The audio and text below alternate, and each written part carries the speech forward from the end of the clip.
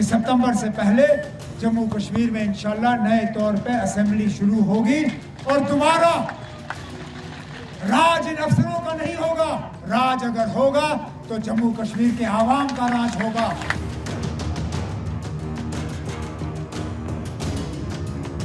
बाकी मुल्क में कहा जा रहा है कि हिंदू खतरे में है। अरे नाब, हिंदुओं की आबादी 80%, मुसलमानों की आबादी 14%।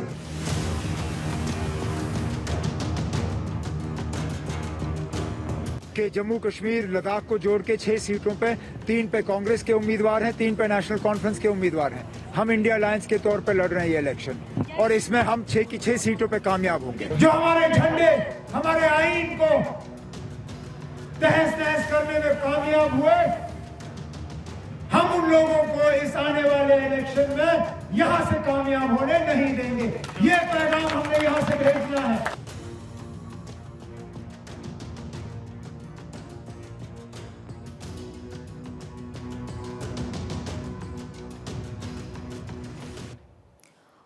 और अब बात सियासत के सूरमा की। जम्मू कश्मीर की राजनीति में परिवारवाद का खूब बोलबाला रहा है। सियासत में विरासत हावी रही। जब कभी जम्मू कश्मीर की राजनीति का जिक्र किया जाए तो उसमें अब्दुल्ला और मुफ्ती परिवार का नाम जरूर शामिल होगा। आज सियासत के सूरमा में जम्मू कश्मीर के 2 ऐसे ही सूरमाओं की बात होगी जिन्होंने अपने बेबाक अंदाज से अपना जलवा कायम रखा है। देखिए।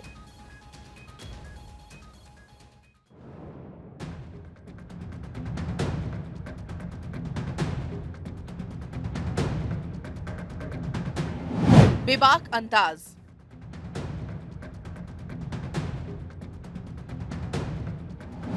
कड़ा प्रहार,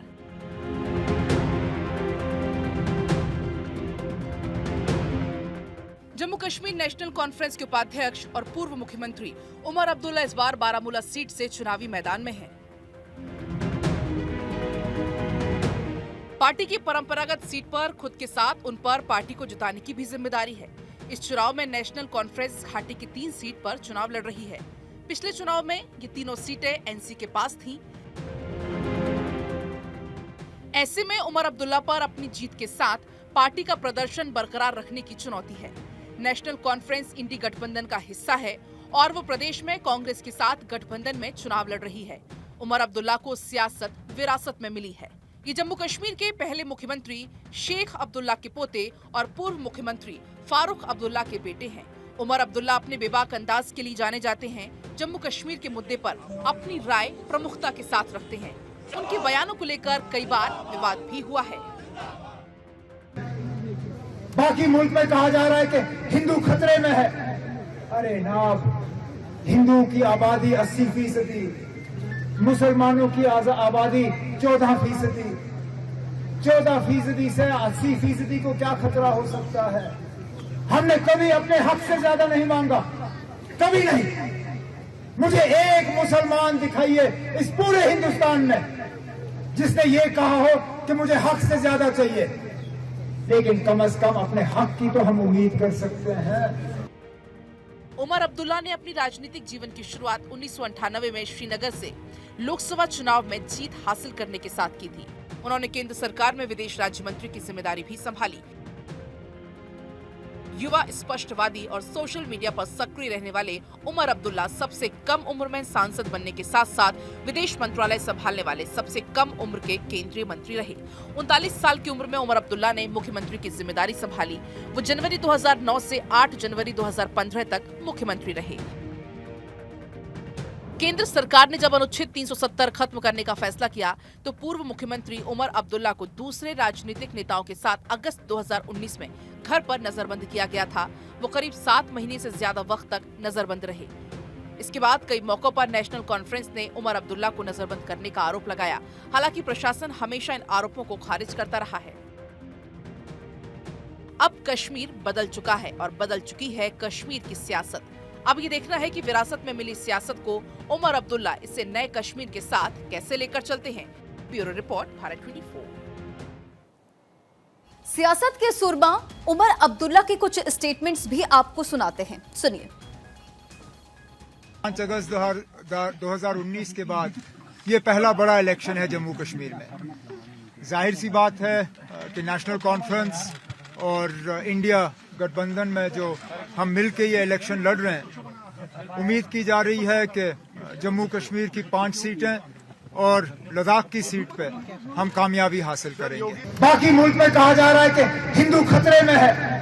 अरे नाब, हिंदुओं की आबादी 80%, मुसलमानों की आबादी 14%। 14% से 80% को क्या खतरा हो सकता है? हमने कभी अपने हक से ज्यादा नहीं मांगा, कभी नहीं। मुझे एक मुसलमान दिखाइए इस पूरे हिंदुस्तान में जिसने ये कहा हो कि मुझे हक से ज्यादा चाहिए।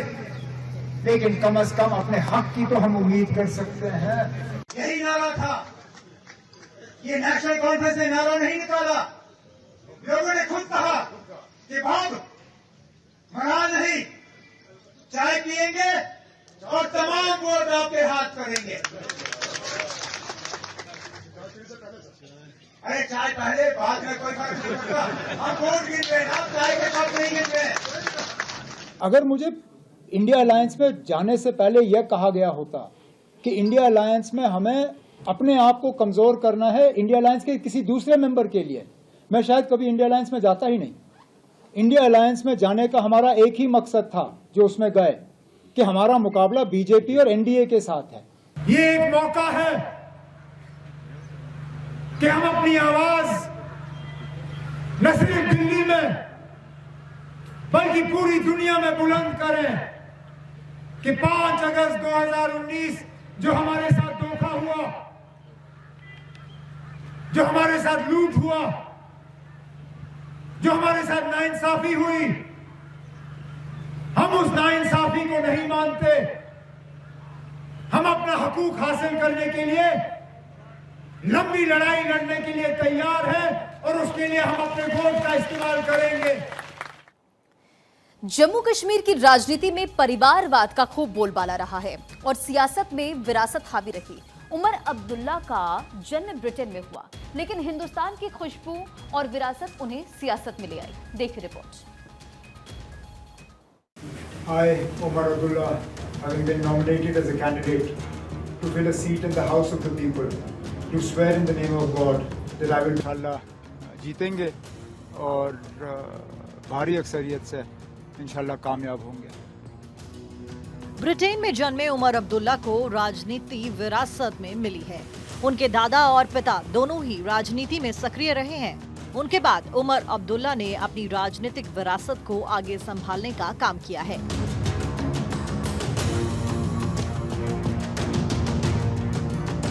उमर अब्दुल्ला के पिता फारूक अब्दुल्ला 3 बार जम्मू कश्मीर के मुख्यमंत्री रहे। श्रीनगर के बर्न हॉल स्कूल और लॉरेंस स्कूल सनवर से उमर अब्दुल्ला ने अपनी शुरुआती पढ़ाई पूरी की। इसके बाद मुंबई के सिडेनहैम कॉलेज से ग्रेजुएशन पूरी की और MBA करने के लिए उमर ने यूके के स्ट्रैथक्लाइड विश्वविद्यालय में एडमिशन ले लिया। भारत वापस लौटने के बाद उमर ने कुछ समय तक मुंबई में ITC के साथ में काम किया है। उमर अब्दुल्ला साल 1998 में अपने परिवार के नक्शे कदमों पर चलते हुए राजनीति में शामिल हो गए। महज 28 साल की ही उम्र में उमर अब्दुल्ला ने लोकसभा चुनाव में जीत हासिल की और फिर साल 1999 में उन्हें 13वीं लोकसभा सीट से जीत मिली। उमर अब्दुल्ला का सफर निजी और सियासी जीवन का काफी उतार चढ़ाव रहा है। सियासत से हटकर उमर अब्दुल्ला और उनकी पत्नी पायल नाथ की प्रेम कहानी बड़ी ही दिलचस्प है।